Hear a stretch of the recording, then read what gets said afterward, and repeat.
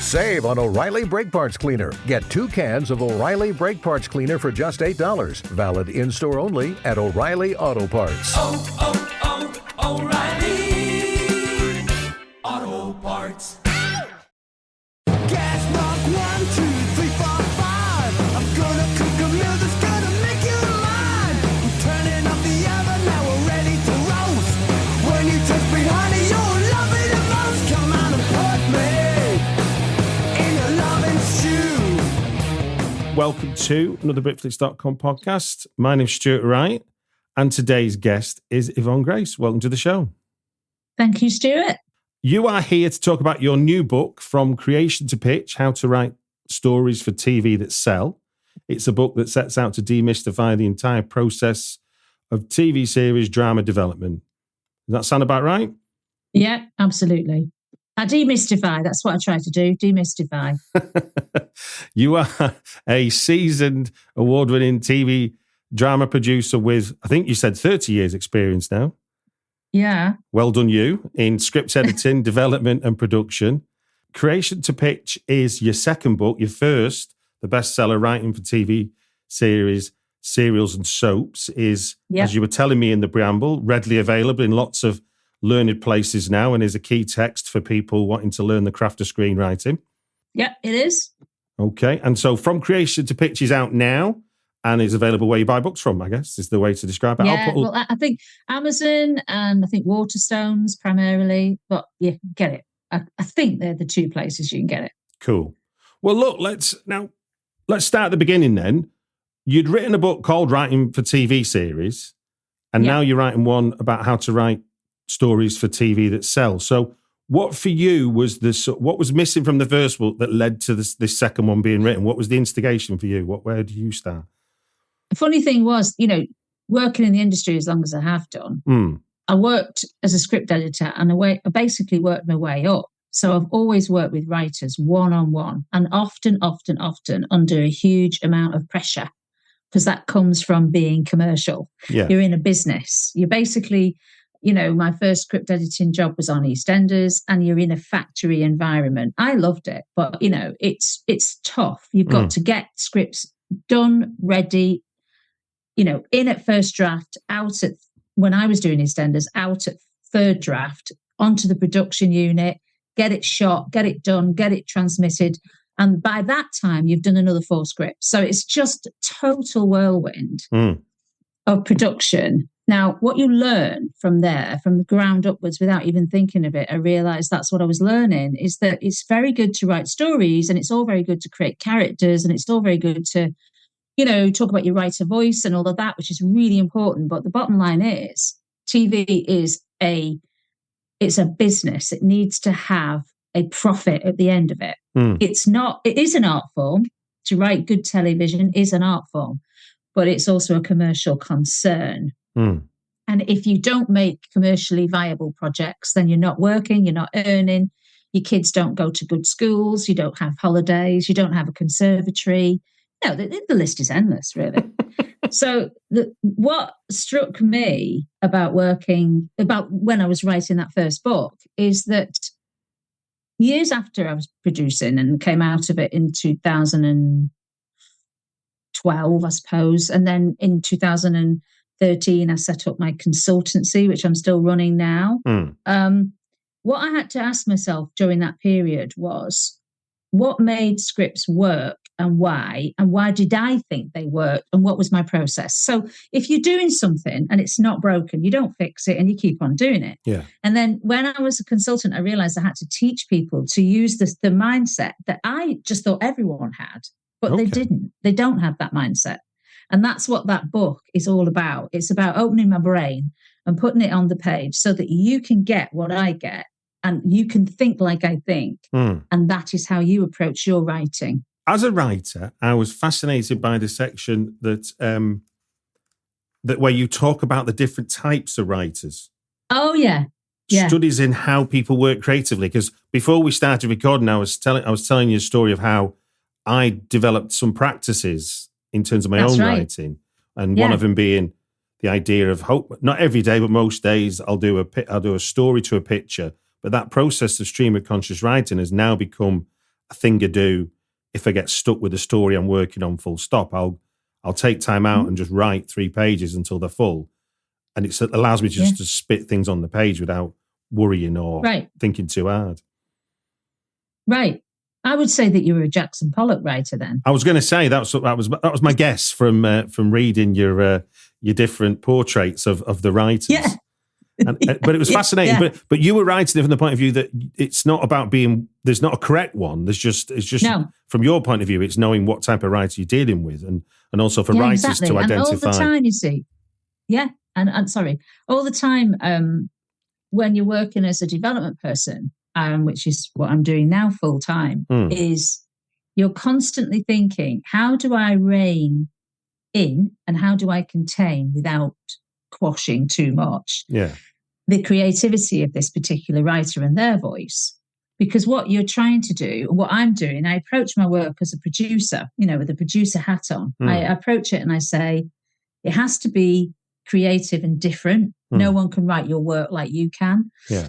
But at the end of the day, we're trying to make something that is universally understood and universally accepted and universally engaged with. And they're the elements which made me want to write the second book. Once you've got the structure in, which is what the first book primarily is about, how to approach the structure of series narrative storytelling. So many people get this wrong. And it's because they haven't done the work I did. So if you start like I did as a very, very green person, completely blagging their way into EastEnders and getting away with it, then you learn from the ground upwards. And it's everyone's talking their similar language. Back in the mid-90s, I was at Granada Television, and I didn't realise at the time that I was working around the most amazing TV writers who really are at the top of their game now. So people like Paul Abbott, Russell T Davies, Sally Wainwright, these people I was working with on a one-to-one basis as a script editor. Yeah. And we all had the same language. We wouldn't talk necessarily about acts or, but we would certainly talk about ad breaks because we were doing a commercial channel. We were ITV, so we were making drama, long running, which had to be split incrementally across an arc of time and also an arc of transmission. So you're thinking, okay, A, midpoint, land point, So episode 1, episode 6, episode 3, episode 6, say. So, so what you're doing with that, and people like Russell and I and Sally, we had the same mindset. We talk about, I don't want to just tell a story about, and it be like this, like a film, like a single unit. I want to tell a story that's uploaded. We used to call it the front loading washing machine technique. So you load the drama up front, and then you're literally pulling that fabric out across an arc of however many episodes. So your mind is used to working incrementally. Eking out, literally. Now, when you eke something out, you're trying to not diminish it. What you're trying to do, and this is, again, something we just used to talk about all the time, is building drama peaks, building story to a series of peaks. Okay. And particularly in series narrative, you need to be able to say, right, that's my midpoint. Everything is going towards that midpoint in the arc of the series as a whole. After that, nothing's the same. And so minute 1 in pilot, the first episode, is going to that minute in the middle of halfway through the third episode. Yeah. If you're doing 6. Yeah. Because nothing in TV is isolated. It's all to do with connection, which is why in the first book, which I do think you should read, actually, Stuart. I'm not saying I avoided it. It's just that you didn't get it. You didn't get it free from me. No, I'm being silly. No, I think everything to do with television is connections. So you're aiming for a necklace. This is the visual I use all the time. Everything is hung on that same string. The narrative through line is the same as the string. That's in my land. Yeah. And each episode is a bead, and it hangs on that narrative through line. They're all connected, and they're connected thematically and action plot wise too. And the other thing is, which is something I came up with when I was working on how to run a consultancy, basically, and get people to accept what I say, would be that string, that narrative through line, is the same thing as the title. So if you think of Happy Valley, if you think of Breaking Bad, if you think of Bad Sisters, they're all great titles because thematically, and that's why I did talk about titles quite a lot in this book, because in the second book, because it really is an indicator, as far as I'm concerned, of a story that potentially is going to be good for series. The worst ones are the ones you can't remember, the titles you can't remember, or the ones that are so generic that they don't land. That's a mirror to film in many ways. It's like people. You look at a film like Michael Clayton, and if you see the title Michael Clayton, you've got no idea what that might be about. It could be about anything. Right. So while it's a good film, it's a hard one to market to people who don't know exactly. What it is. And I equate film and the structure of film to be like a Christmas tree. And on it, you've got all these baubles, and they're all very nice, but they're all separate. So in a film, you can have moments here, things there, a thematic thing there, a sweeping shot of a mountain for whatever reason, presumably theme there. But none of that is linked. Whereas in TV, you've got a necklace. So it's the difference in my I still think. I'm not here to defend film, but but it's fine. there is still a natural instinct to want to build to a midpoint certainly in traditional narrative, not obviously, where you reach a point of nothing's the same afterwards, but also you kind of have the same thing of like when you reach the end of Act 1, which I don't know what the equivalent of Act 1 is in a if you think of a midpoint being middle of episode 3. In a 6 series, in a 6 series show. But Act 1 would, Act 1 is like the easiest one is Wizard of Oz. You're no longer in Kansas anymore, so you can't just turn around and be in Kansas. Right. The thing is, though, the difference between film and TV, which I think is the main difference, is the fact that TV, as I say, the connections you're looking for all the time, but you're also looking for momentum, which is why you have to keep building the story into peaks. And not just in the episode, but in the arc as a whole. So you're never structuring something in isolation. You're structuring it with a view to producing a longer run story. Because like I said to you when we were, I don't know whether this has been recorded when I said it, but it's to do with increment. It's to do with increments, Yeah. Everything you do in TV is incremental. You are literally... I'm going to say, I remember one of the penny droppings dropped for me was watching something like Sopranos and Breaking Bad, and picking up on what you're saying was realizing that even episodes or sequences that didn't include Tony Soprano or Walter White, you could tell what was happening was going to have was making you worry or get excited. Yes. So you don't have, even though you've not got the main protagonist in the picture, exactly what's happening and transpiring, know is going to impact on them. So let's say that's because 3 things are working there. Go on. It's subtext, which is what you've just said. Working with text, which is another word for plot, action. Yeah. And a visual context. Breaking Bad is full of those. Yeah. And it's really well structured because of that. So nothing is in isolation. So his lovely brother-in-law, whose name's gone out my head. Yeah. That character, he was just marvellous. He was working for the police. He was marvellous. Yeah. Everything he did when Walter wasn't in the scene, you were very aware. He subtextually linked to Walter. So the audience is going, oh my God. And that's what I call the macro view. So the macro view, the bigger picture, we're all going, oh no, don't do that because Walter's going to find out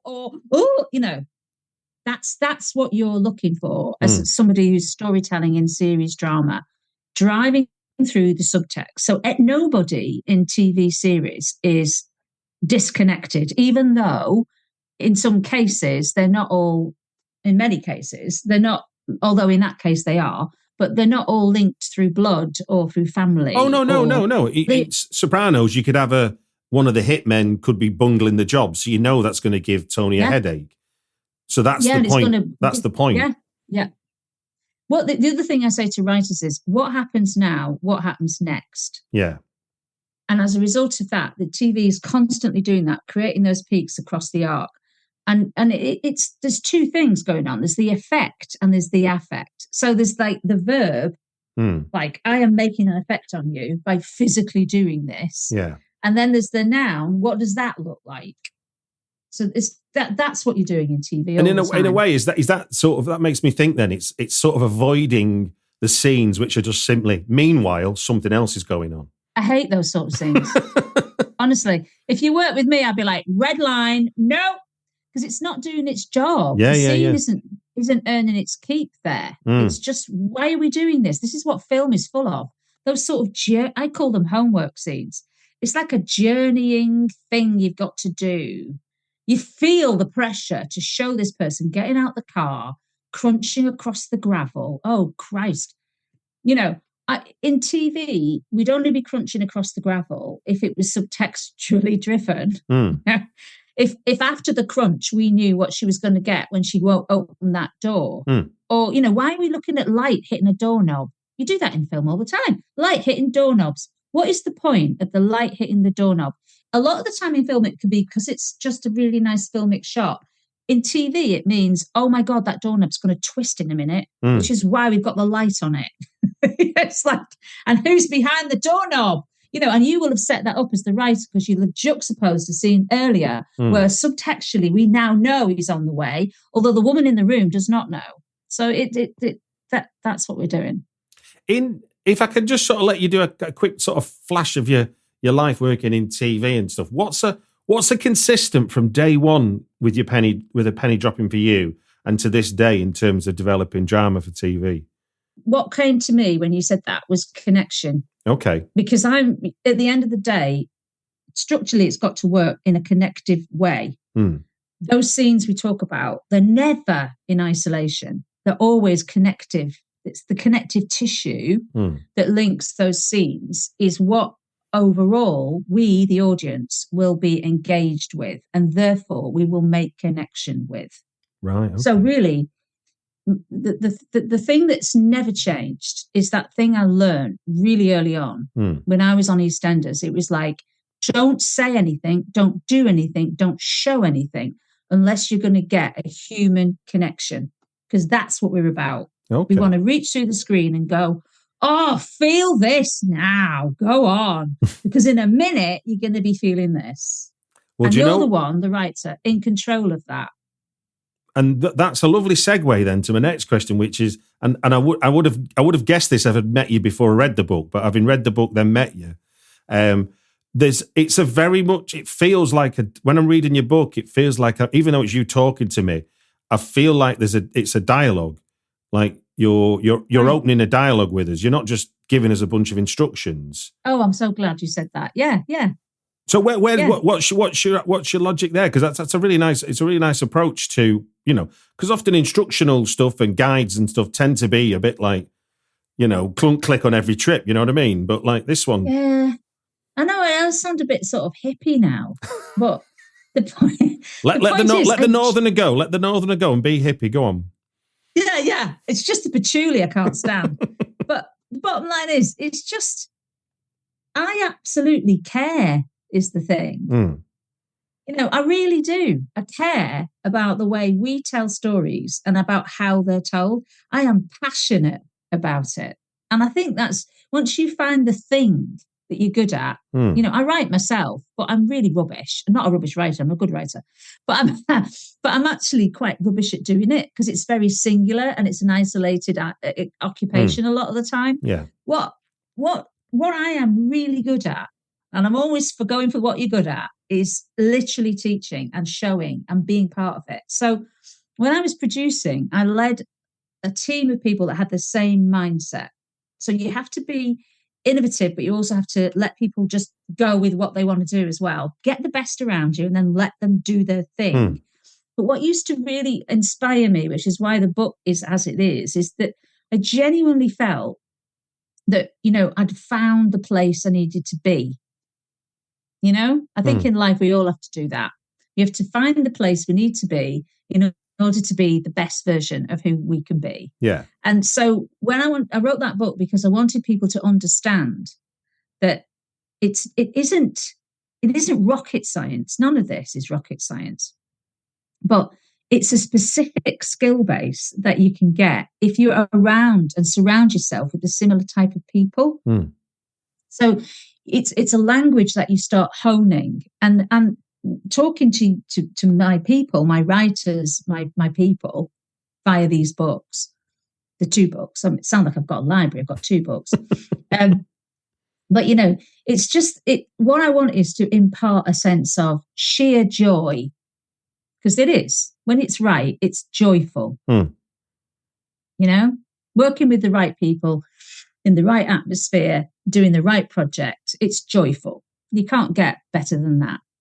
And to be honest with you, I think it's almost like you at every stage when you're developing as a writer, I've found that's the thing. You know, you get, even when you're talking about at a writing group level, you want to find people that you resonate with, because the writing group would be a nightmare if you don't. And I've been in plenty of them. So oh God, yeah, the worst. And I've worked with writers, you know, many different types of writers, and the worst ones are the ones that are so internal and precious, so protective. I mean, I always think of the word fear. You know, that's what happens. Because a lot of the time, you know, working with writers in the way I do, it is to do with exposure. It's to do with showing the person who you really are. Because writing is even if you're writing in genre, you know, if you're writing a complete fantasy, it's so revealing. Every decision you make is a reveal. So, of the person you are. Oh, indeed. Yeah, and absolutely. You know, I mean, I feel like the worst type of writer is that person that won't share. No. I mean, I've met them. I've not worked with them in the capacity you have, but certainly there's the writer friends who it's like trying to get it prize from their hands. It isn't that precious. Do you know what I mean? Yeah. Don't give me. You're not making some sort of jade weird thing for a Japanese select market. You know. But the bottom line is you're making drama that you want millions of people to engage with. Indeed. So let's get real about this. It's got to be collaborative. One last question before we move on to the 3 films. Can you explain to the layperson listening in who maybe hasn't worked in TV and doesn't know what a script editor is? Can you kind of define the role of the script editor so people can understand that relationship between a writer and what ends up being on TV? Yeah, with pleasure. I loved script editing. I'd have done it forever, but I was hanked out of it. I was made to produce because I was actually really good. Because that's the thing. They want good script editors make good producers.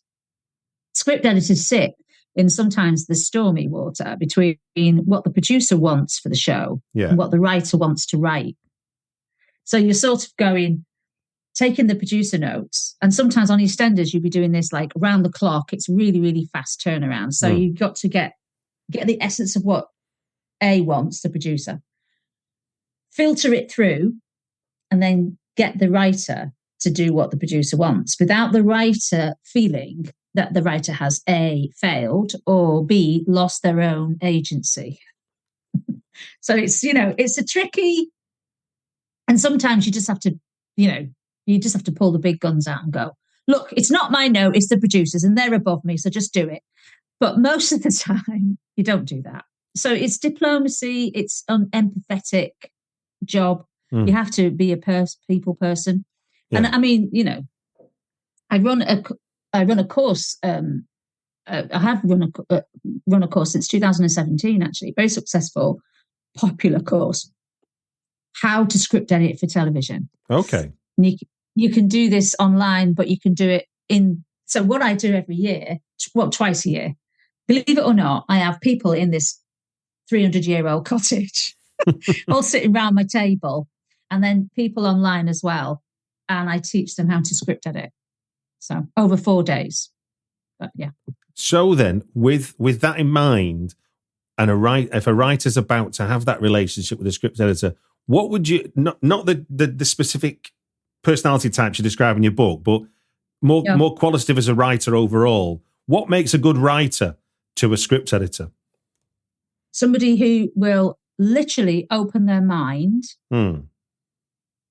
The worst writers are the ones that are like, I've got minds like metal traps. that just, they've got this thing, they've done this thing. What's the easiest choice you can make? Window instead of middle seat? Picking a vendor who sends a great gift basket? Outsourcing business tasks you hate? What about selling with Shopify? Whether you're selling a little or a lot, Shopify helps you do your thing, however you cha-ching. Shopify is the global commerce platform that helps you sell at every stage of your business. From the launch your online shop stage to the first real-life store stage, all the way to the did we just hit a million orders stage. Shopify's there to help you grow. Whether you're selling scented soap or offering outdoor outfits, Shopify helps you sell. Wherever and whatever you're selling, Shopify's got you covered. Sign up for a $1 per month trial period at shopify.com/try. Go to shopify.com/try now to grow your business, no matter what stage you're in. Shopify.com/try. Save on O'Reilly Brake Parts Cleaner. Get 2 cans of O'Reilly Brake Parts Cleaner for just $8. Valid in-store only at O'Reilly Auto Parts. O'Reilly Auto Parts. They've done I've done what you said. I've followed the outline. There it is. Tell me I'm great. They're the worst writers. What you have to do is go, open your mind, because it's not just my input. If you're on a show, it's several people's input.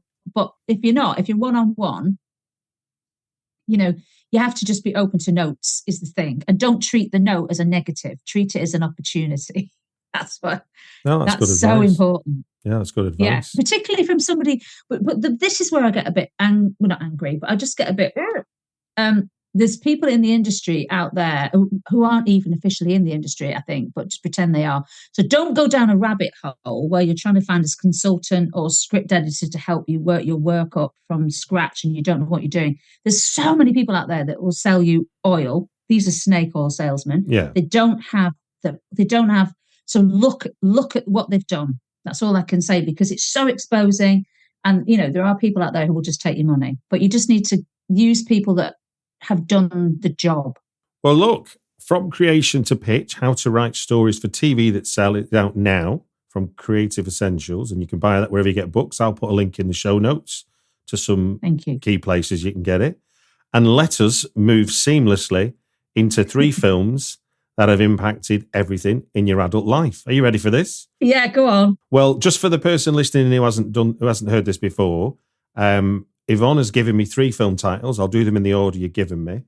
And we're going to talk for 5 minutes at a time against the clock. And when the 5 minutes are up, we'll move on to the next film. Does that all make sense to you? Okay. Yeah, go on. Yeah. First off the bat, 5 minutes and counting, we've got 1981's American Werewolf in London, written and directed by John Landis. So where are we seeing this one, Yvonne? What is this one? What's the lasting memory with this? Oh my God, this is just, it makes me feel so old actually. But, so I'm early 20s. I mean, it's really, really hot in London, which is where I am. I hate the heat. I'm a ginger. I was born on Christmas Eve. I've got skin like a milk bottle. I just don't want to be there.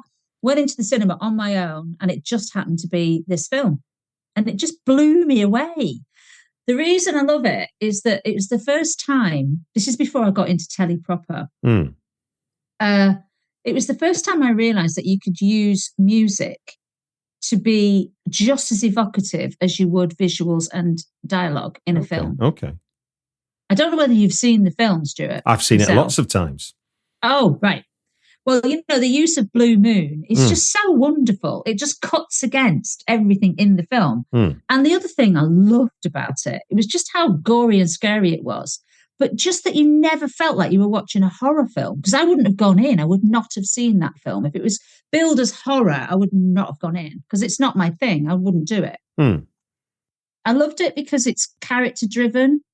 Because it's essentially this wonderful sort of irreverent tone, where our lovely central character keeps meeting his gorgeous friend who gets horrifically murdered and eaten by this werewolf, and then just sort of rots and periodically rots throughout the film until his jaw is literally, the flesh is hanging off his bone, and he's just like, hi. And I've never seen that done at that time anyway. I mean, it was a good device, wasn't it? It was basically like his own. It was like playing you had his id in the shape of. Oh, nice. I never thought of that. In the shape of his friend. I wasn't as clever as you when I was in my 20s.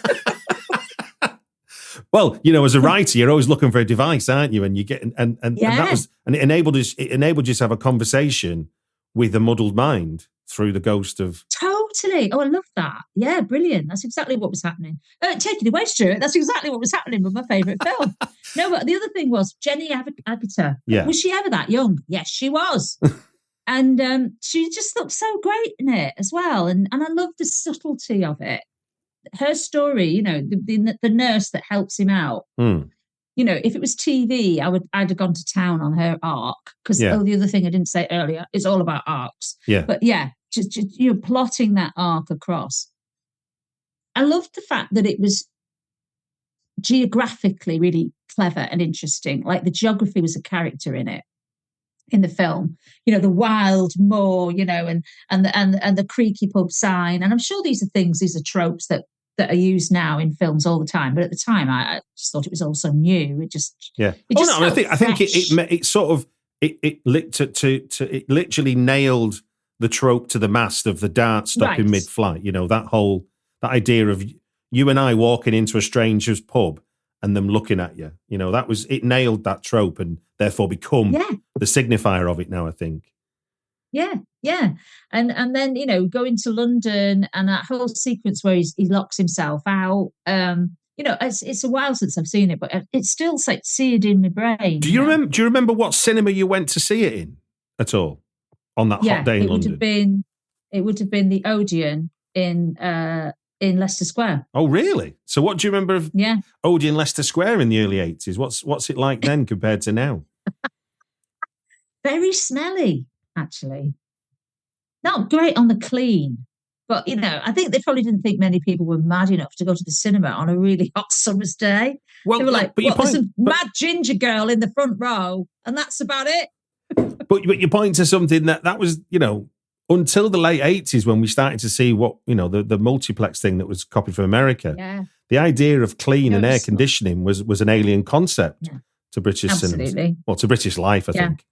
And you're right about about the nurse character because she ends up having a key role in the end, even though it's supposedly about a man transforming in and out of. Oh, and there's that other moment towards the end of the film, and he's been, hounded. I can't quite remember the sequence now, but he's in a bed of straw and he's looking up and he's like, ugh, and he's just, coming out of being a werewolf. No, he is a werewolf. He's still a werewolf.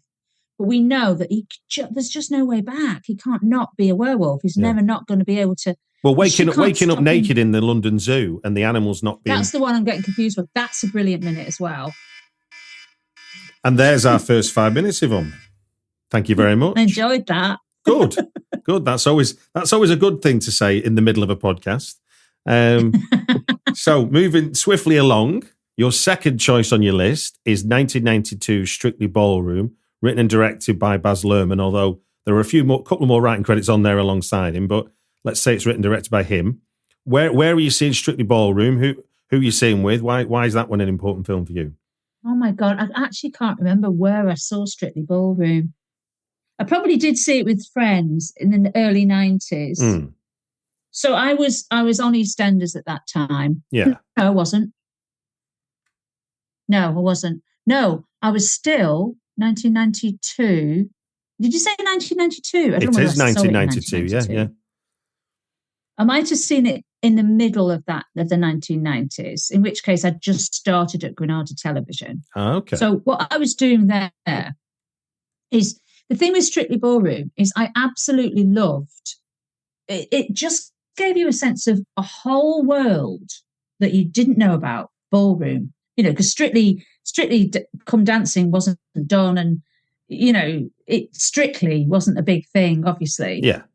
In those days. And so it's an area that I knew nothing about. And I suppose I hate it when straight women say, "Oh, I'm just a straight woman trapped in a gay man." But the point is, it did appeal to my camp side, which I do think I've got. Right. And I absolutely loved the camp of it. And I loved the heightenedness of it. I loved the fact that you really believed these characters were real, but actually they were like cartoon almost, which was interesting. And I loved the use of the music as well. And obviously the whole visual aspect. But thinking about series television, which is why I think I liked it very much when I first saw it, is that I was being sort of introduced to the world of series storytelling at the same time.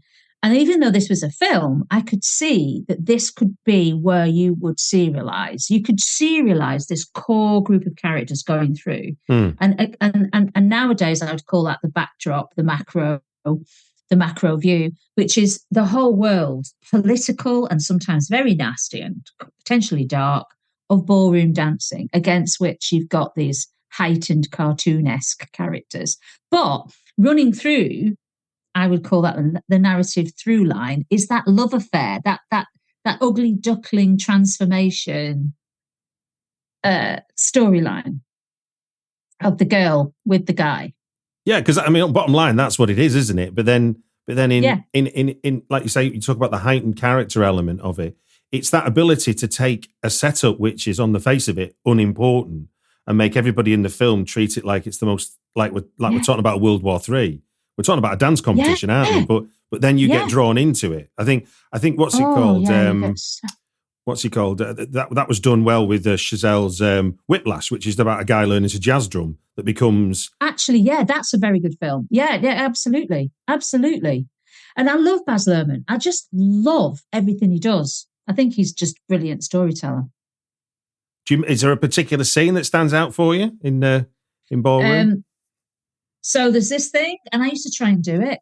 Because when me and my friends, when we had a flat in London, we had laminated floors, and we used to try and do the Srtrictly Ballroom, slide in on your knees.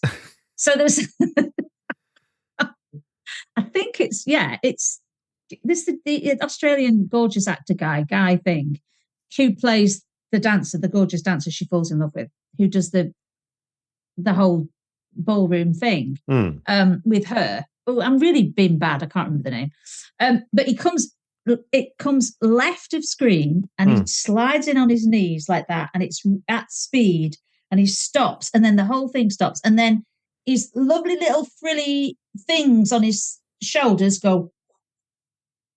And then the dust settles and you're like, that's a moment. It's a little bit like, sex, but just in pictures. I was going to say, I mean, in a way, though, that's what dance enables you to sort of do, is to do sex with your clothes on. I mean, you think of like Dirty Dancing and even the other Flash Dance and various other things. Yeah, it's because it's about the movement of the body and it's about the movement of the body that we wouldn't normally do.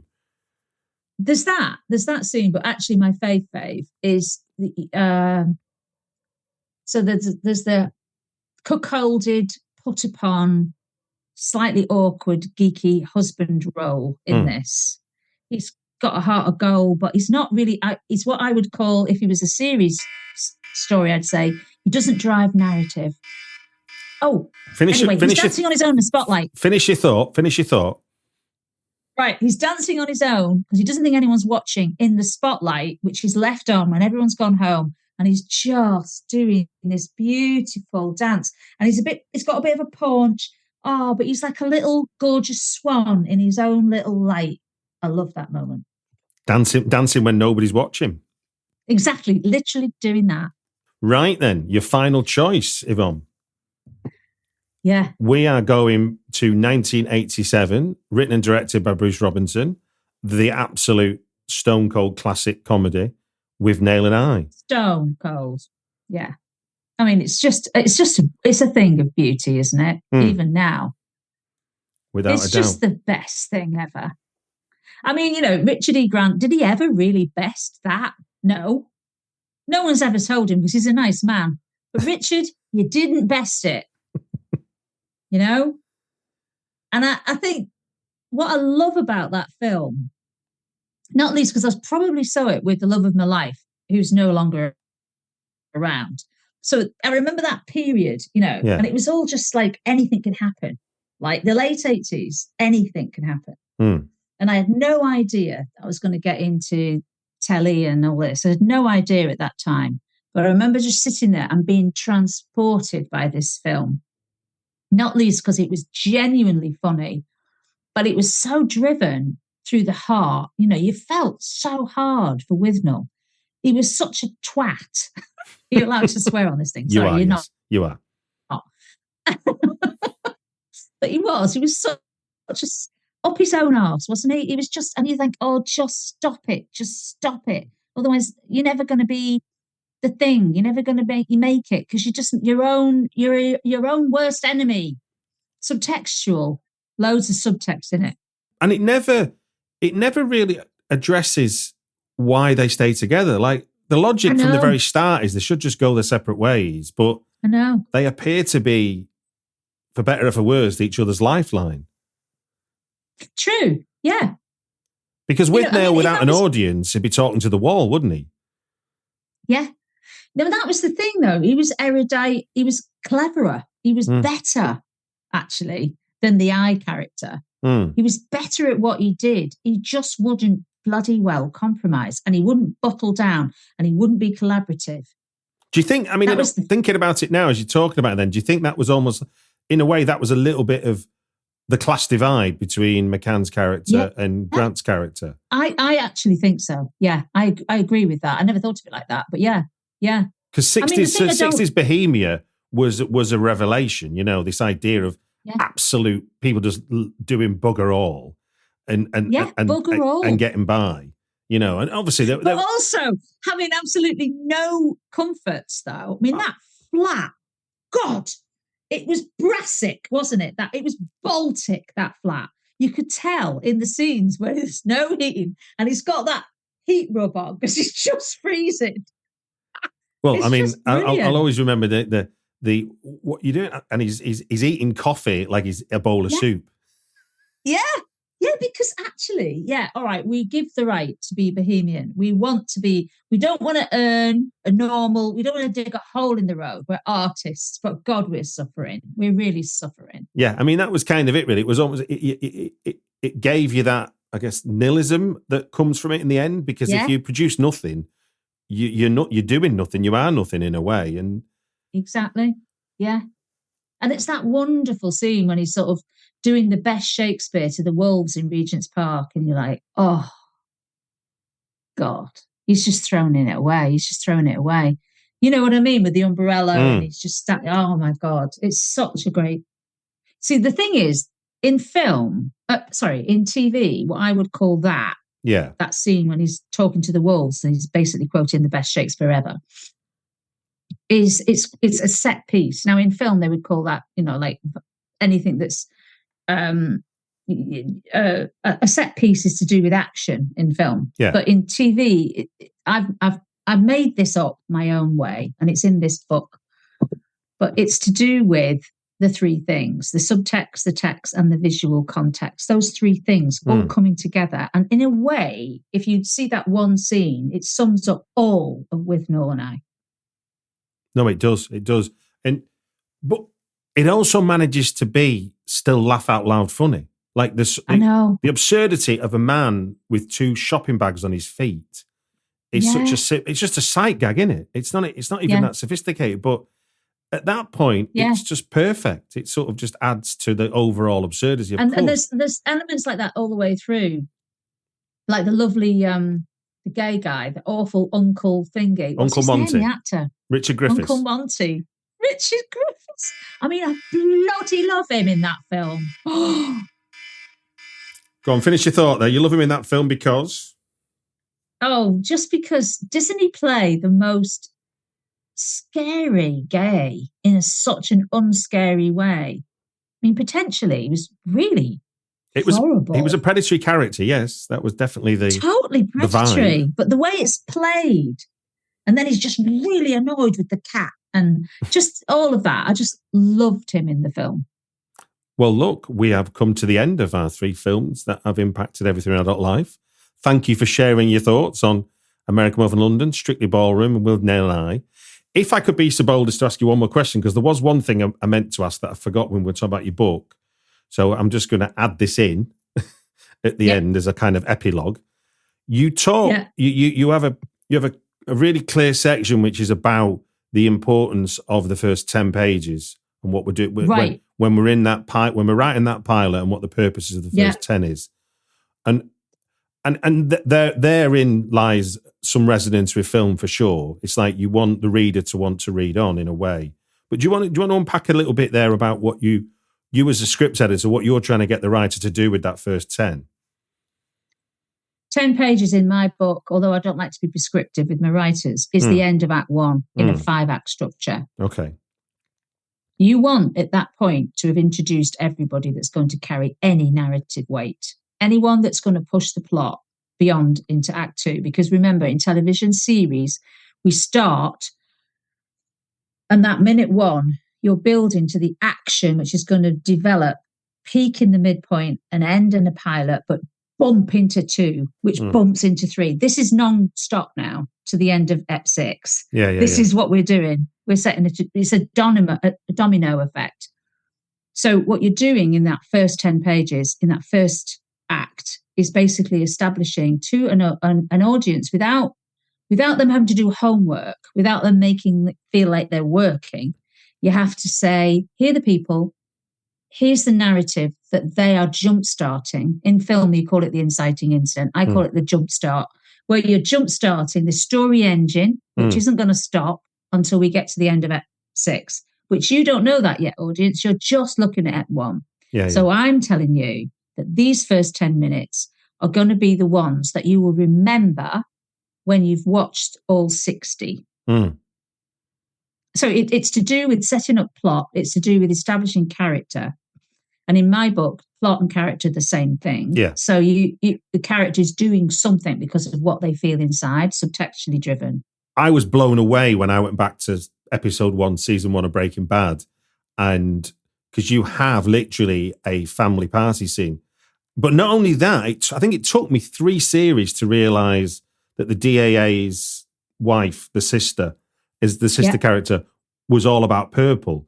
And I'm like, they didn't do it in the first. And then in the first episode, she's dressed in purple. And like, even that note was in the first, I know, I love it. I love the way he thinks, Vince Gilligan. I'd love to have been in his writer's room. I'd have just died for that job. I mean, he just so knows what he's doing.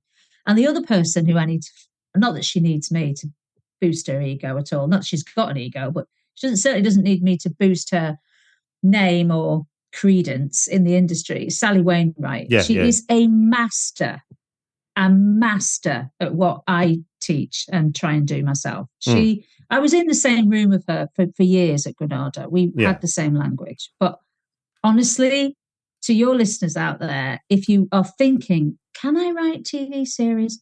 Go back and look at the 2 seasons of Happy Valley, because nothing is better. Nothing in terms of structure. But in terms of your first 10 pages point, the opening sequence where we meet Rebecca Lancashire for the first time is just everything about that character in a nutshell. There's nothing that you don't get from that sequence in the play with the kid on the swing and stuff. That exactly because she thinks like I do. You don't say anything. Sarah Lancashire, you don't say anything unless in a scene in television, unless it has an impact on the next scene or has had a connection with the one before. Nobody is doing anything in isolation. None of it is, here's the word, extraneous. You can't have anything that is not connected to something. Otherwise it goes. Actually, I think I need to say, were there 3 seasons of Happy Valley, or am I getting confused now? I think there might have been. I think there's 3. There's definitely more than 2. No, there's 3. There's 3. Of course there's 3. There's 3. And also because she did this brilliant thing where she had a massive gap before she wrote the 3rd one, because she wanted Ryan to be old enough. Yeah. And to answer you, my wife watched it and I didn't. So I watched the final season first. Right. And then went back and watched the first 2. And it's testament to how brilliant it is that didn't, knowing where it ends, didn't stop you enjoying the drama. Stuart, everything she thought of in that first season, everything she was doing in that first season, honestly, although she hadn't actually physically written the third, she was aiming for that. Yeah. That's what she was doing. I mean, Vince Gilligan said the same about Breaking Bad. He never knew he'd get the 5 seasons, but he always knew it was going to be the 5. That was what. True. He did. Yeah. And you can tell that in the storylining of it. Well, look, Yvonne, we have come to the end of the podcast. It just gives me to say thank you very much for being on the Britflix podcast. Your book, From Creation to Pitch, How to Write Stories for TV That Sell, is out now. And it just gives me to say thank you. You're welcome. Thanks for having me, Stuart. I really had a nice chat. I've enjoyed it. Come on and put me in a loving shoe and let me rock you like you want me to, 'cause now the roots are clean and we've had our fill. You put on the coat and I'll get the bill. This is a love story and I'm singing to you. Me and my baby loving in the rockin' stew. Come on and put me in a loving stew. Let me rock you like you want me to,